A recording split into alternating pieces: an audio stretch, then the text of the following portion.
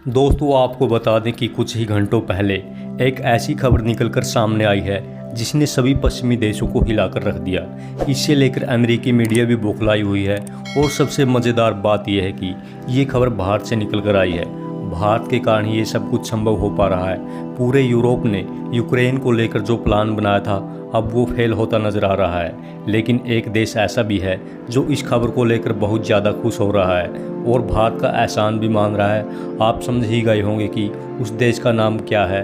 उस देश का नाम है रशिया, क्योंकि भारत ने रूस की किरकिरी होने से बचा ली। इससे रूस की दुनिया भर में जो फजीहत होती वो देखने लायक होती। चलो हम आपको विस्तार से बताते हैं कि आखिर ये पूरा मामला क्या है। दोस्तों ये सारा मसला जुड़ा है G20 समिट से। शायद आपको याद होगा कि गत वर्ष इंडोनेशिया में G20 की समिट आयोजित की गई थी जिसमें सभी देशों को बुलाया गया था। लेकिन इस समिट में एक ऐसे देश को भी बुलाया गया जो G20 समिट का सदस्य नहीं था, जिसका नाम यूक्रेन है।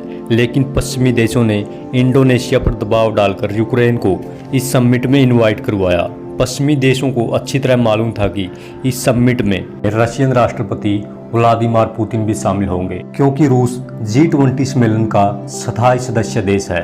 व्लादिमीर पुतिन हर समिट में हिस्सा लेते हैं, इस बार भी लेंगे। इसलिए उन्होंने साजिश के तहत यूक्रेनी राष्ट्रपति ज़ेलेंस्की को भी इस समिट में आमंत्रित किया ताकि वो पूरी दुनिया के सामने पुतिन को खरी खोटी सुना सकें और उसे अपमानित कर सकें। इसी डर के मारे पिछले G20 सम्मेलन में व्लादिमीर पुतिन ने हिस्सा लेने से इनकार कर दिया था। लेकिन अब की बार जो G20 सम्मेलन होगा उसमें पुतिन हिस्सा ले सकते हैं, क्योंकि वो भारत में आयोजित किया जा रहा है। भारत और रशिया के संबंधों के बारे में तो आप अच्छे से जानते होंगे, इसलिए व्लादिमीर पुतिन के पूरे चांस है कि वो इस समिट में हिस्सा जरूर लेंगे। इसी मौके को देखते हुए एक बार फिर से पश्चिमी देश प्लानिंग बना रहे हैं कि ज़ेलेंस्की को एक बार फिर से बुलाया जाए भारत में होने वाले G20 समिट में।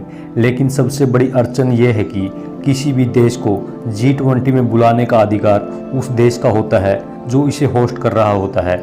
इसलिए आप जानकर हैरान हो जाएंगे कि पिछले कई महीनों से भारत पर दबाव बनाया जा रहा है, खासकर पश्चिम देश अमेरिका द्वारा, कि आप यूक्रेनी राष्ट्रपति ज़ेलेंस्की को भी इस समिट में आमंत्रित करें।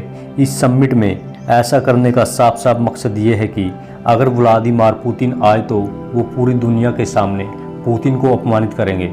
फिर भी पुतिन नहीं आते हैं तो उसे भारत की सरजमी से खरी खोटी सुनाएंगे, रूस के खिलाफ प्रस्ताव पास करवाएंगे, जिसे रूस को ये लगेगा कि भारत पश्चिमी देशों के साथ खड़ा है और रूस के खिलाफ है। भारत और रूस के रिश्ते काफ़ी मजबूत हैं, जिसे उनमें भी दरार आ जाएगी। ये भी इन देशों का एक मकसद है। इसलिए ये देश भारत को तरह तरह के लालच देकर बरगलाने की कोशिश कर रहे थे। लेकिन कुछ ही घंटों पहले एक ऐसी खबर निकलकर सामने आई जिसने पूरे पश्चिमी वर्ल्ड को हिलाकर रख दिया। दरअसल आप ये देखिए, अलग अलग रिपोर्ट्स निकलकर सामने आई हैं कि भारत इस बार G20 समिट में यानी सितंबर 2023 में आयोजित की जाएगी, उसमें भारत यूक्रेन को बुलाने की तैयारी नहीं कर रहा। कोई प्लान नहीं है यूक्रेन को आमंत्रित करने का। साथ ही साथ पश्चिमी देशों के मुंह पर करारा तमाचा है, क्योंकि इसे जो दुनिया भर में यूक्रेन के प्रति बहुत सारा समर्थन जुटाने की कोशिशें हैं उनको भी करारा झटका लगा है। इसके विपरीत रूस के लिए तो ये एक जीवनदायी फैसला है। पिछले साल जो G20 की समिट हुई थी इंडोनेशिया में, उसमें यूक्रेन को बुलाकर इन्होंने यूक्रेन के प्रति दुनिया भर में सहानुभूति भी बटोरी थी और यूक्रेन के प्रति बहुत सारा समर्थन भी जुटा पाए थे।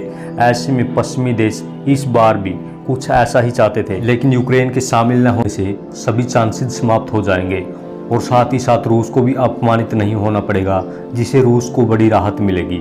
दोस्तों इस मामले को लेकर आपका क्या कहना है? क्या भारत को सभी पश्चिमी देशों को अनदेखा कर अपने परम मित्र रूस का साथ देना चाहिए? कमेंट करके ज़रूर बताएं। नमस्कार, धन्यवाद।